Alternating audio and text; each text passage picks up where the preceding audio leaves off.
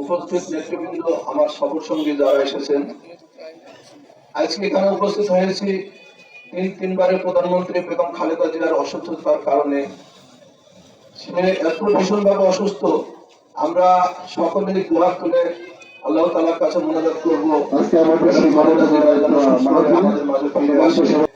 দেশের এই দুর্দিনে তার প্রধানমন্ত্রিত্ব উপস্থিত রয়েছেন, তাই আমরা আরেকবার তাকে প্রধানমন্ত্রী হিসেবে বাংলার মাটিতে দেখতে চাই।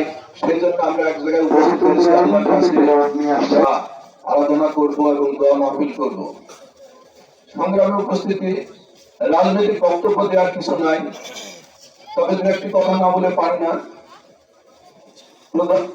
শেখ হাসিনা তাকে 2.5 কোটি ট্রাস্টের একটা মামলা দিয়ে যেভাবে জেলখানার ভিতরে একটু স্বেচ্ছাতে ঘরে রেখেছিল এবং তাকে মারার জন্য বিভিন্ন ভাবে ওষুধের মাধ্যমে বিষ প্রয়োগ করার চেষ্টা করেছে।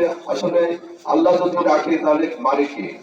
আজকে দেখেন, প্রধানমন্ত্রী শেখ হাসিনা ড্রাইভারের কাছেও 40 কোটি টাকা পেয়েছিল। আপনারা তো সারা বাংলাদেশ সবাই শুনেছেন বা জেনেছেন। মাত্র 2.5 কোটি টাকা, এই টাকাটি আজকে এত বছরে প্রায় 10 কোটি টাকার উপরে হয়ে গেছে, যেটা এখন পর্যন্ত ব্যাংকে আছে। অথচ মিথ্যা বানোয়াট একটা মামলা দিয়ে শেখ হাসিনা তাকে এত কষ্ট দিয়ে মারার চেষ্টা করেছেন।